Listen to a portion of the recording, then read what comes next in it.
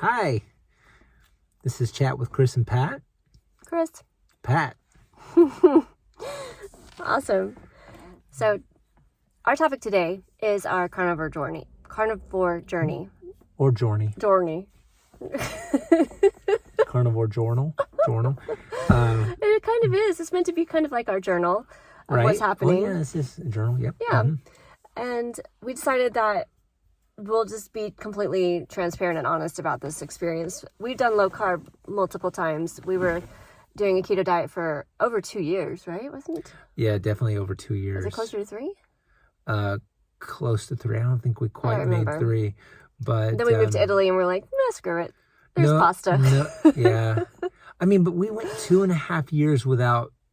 I think I may have had one beer in that whole that's 2.5 true. years. Well, we just don't drink very much Yeah, anyway. you had like a glass of wine possibly, but Yeah. we took on the challenge of not having any alcohol. Yeah. And sugar. So, no sugar. But anyway, so, and then we came to Italy and, pastas, pizzas, aperitif, spritz o'clock, starting at 11. No joke, it's a real thing. Did you mention pizza? Yeah, pizza. Yeah. Pizza's really good. That is your favorite. Yeah. So anyway, all that to say that last year I think it was, or 2 years, I forget, I'm running out of time. I know it was after our anniversary. Which was last year's anniversary, right? We went on a cruise. Yeah. And then after our cruise, we were like, we need to change the way we're doing some things. Our clothes were fitting us a little too tight. We didn't like it.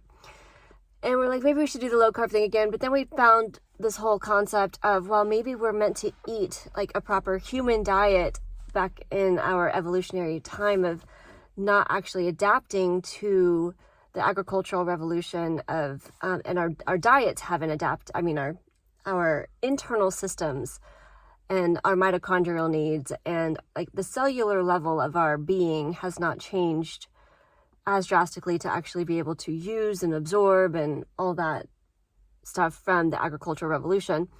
So then we're like, well, maybe we should just try this carnivore thing. And we did. And it felt really good. But okay, to be honest, we gotta be honest. Okay, yeah. That time it wasn't like strict carnivore. We were more like ketovore. Yeah, right. Let's describe what ketovore is. Yeah, our version at least. Yeah, ketovore is a large portion of your diet is meat. The stuff that's not necessarily strictly carnivore is the use of artificial, like different sweeteners that don't spike your blood sugar. Like monk fruit and stevia. Yeah.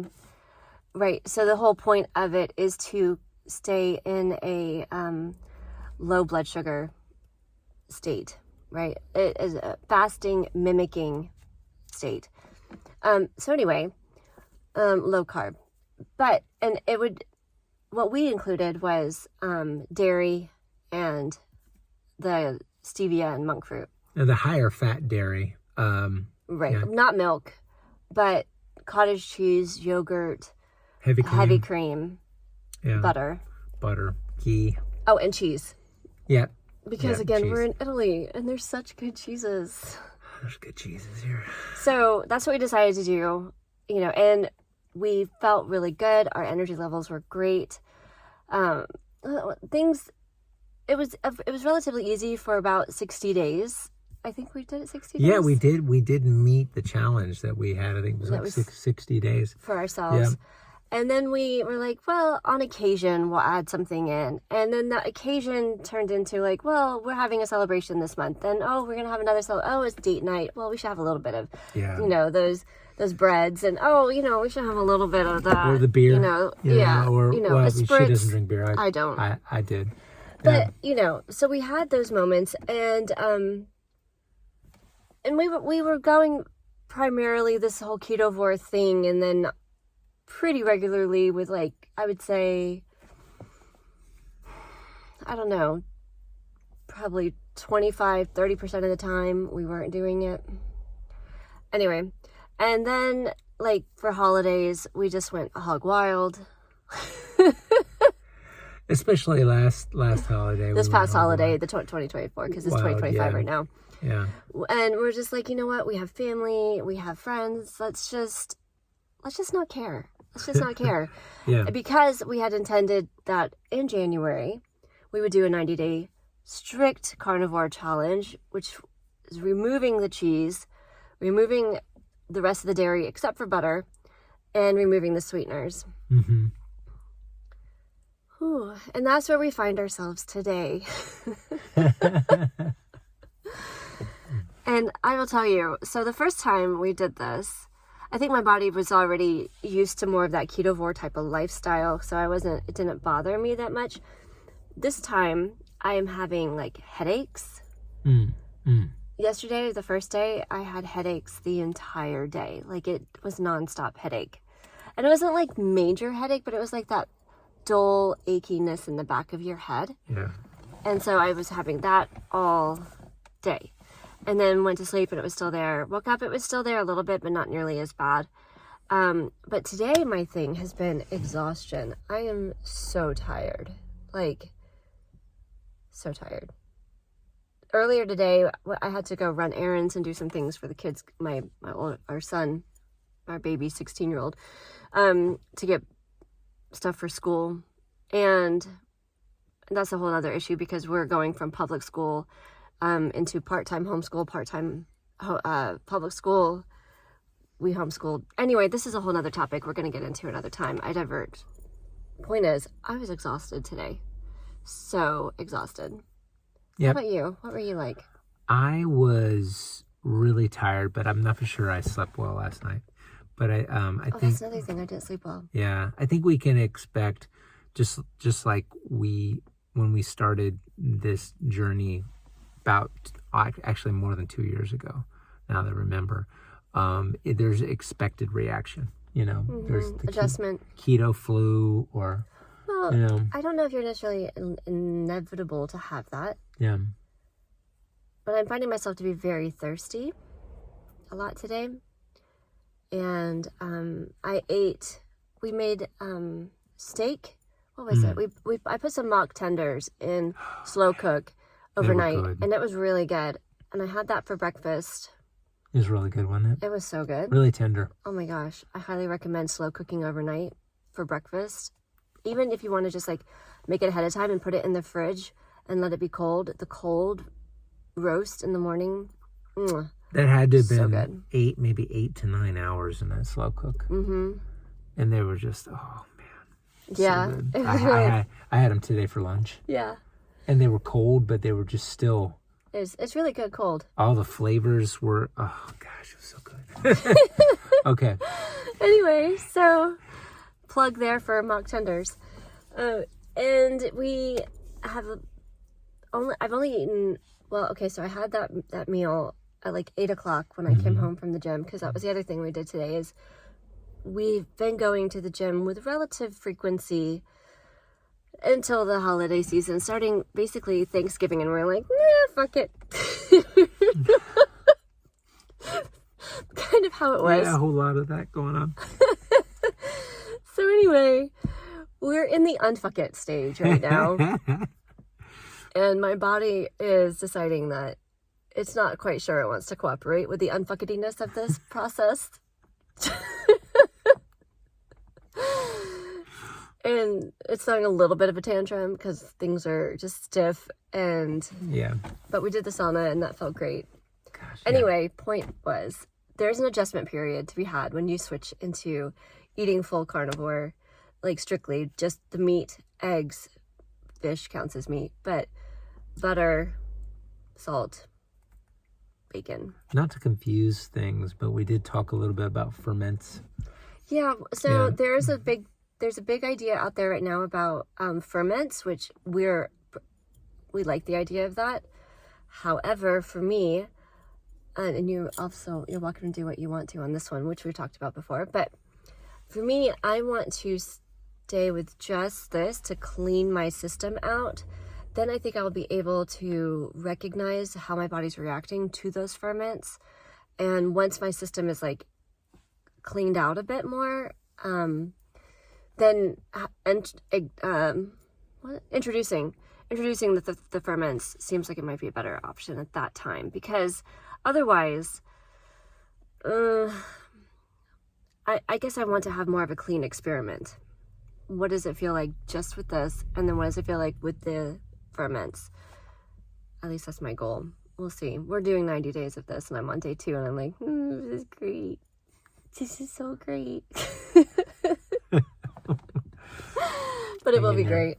So the things that I'm wanting to work on for myself is, I don't know if you can see it really good, but I have some rosacea that's been there for like since 2001. And it's pretty light. Yeah, it's actually not so bad right now. It seems to react to what I eat. And then I'm wanting to work on, I had a herniated disc last summer, when we were trying to do more of a Dr. Amara challenge of sprinting and doing all these things for longevity. I ended up getting a herniated disc, and we're like, we're gonna not do that right now. We're gonna take it slower. So that's something that I'm working on. And I also had hypoglycemia since high school. And so I know that my system is really sensitive to sugar and carb heavy things. So I have to be more mindful and regulate my blood sugar a bit much more. Whatever. You get the gist. Hypoglycemia. So what are you working on with this plan? Obviously, getting that body Composition. Pure body composition. Is that what you're looking for? Yeah, looking for body composition and lower body fat and much lower visceral fat, and and then to introduce some of the other things like maybe a little more cheeses and keeping it real. I'm doing this so I can eat my cheese. I love cheese. It is an addictive substance. Yeah. I also want to heal. It's just had just kind of a recent past of getting little injuries here and there, and to build strength and flexibility. The other part of we've talked about, but we're not talking about yet, is longevity. I know. Longevity, where he's pointing out the time, and it's 12 minutes. We said that it's going to be around 10. If it's an important topic, we'll go on. So I just figured we'll just keep on talking. Yeah. Okay. You can leave if you're done. Sorry, I was like the stickler for the rules here. We were talking about longevity, though. Yeah. And how it's actually supposed to help eating more along our biological needs helps maintain the biology of your system longer. So. We've witnessed people that we've loved in our lives pass away in a lot of pain, and their lives were very very difficult near the end, and that's not how we want to go out. We want to go out healthy, happy, feeling old. Yeah, old, very old. Able to see your great-grandchildren and maybe even great-great-grandchildren. Wow, that was really adventurous. Heck yeah, we got this. It's just the beginning. It's true.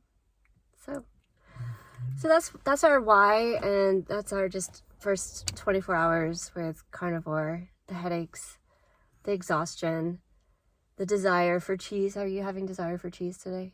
No. Now, once I see cheese in front of me, it might be a different story. Cooking for the rest of the family that is not has this diet. That makes it a little more challenging. Yeah. Right now, it's out of sight and out of mind. That's good. For me, it's just not. It's just like, I'm out here. You could have me. Well, you're at home. I'm at work. Yeah, that's true. That is a little more difficult because it's just a few steps away. Yeah. Yeah. Like my tea with the monk fruit drops. I'm feeling very sad about not having that right now, but I'm going to persevere. So anyway, just want to let you guys know that that's what's happening. That's our little journal for today. Yeah. Day 2. I'm interested to see how it goes. We'll maybe come back like, I don't know, day 14 or something, talking about this again. But there's lots of other things to talk about between now and then. Yeah. And that's it. All right. Day 2. Day 2. Ciao. Ciao.